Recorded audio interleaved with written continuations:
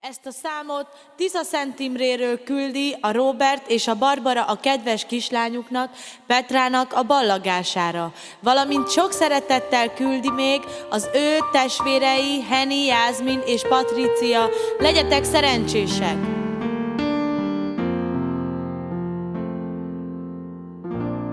Két édes kicsi szem, s egy édes kicsi száj, egy édes kicsi szív, megdobban kalapál.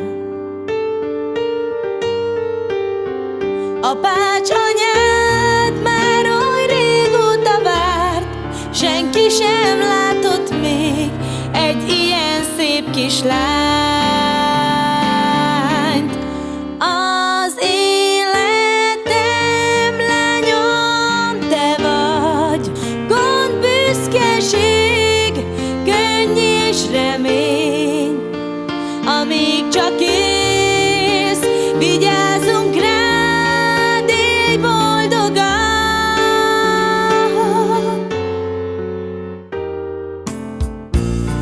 Oly boldog a család, úgy vártunk mi te rád.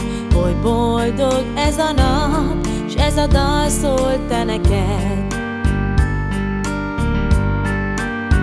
Petra, a szüleidnek boldogsága nagy, az egész családnak a büszkesége vagy.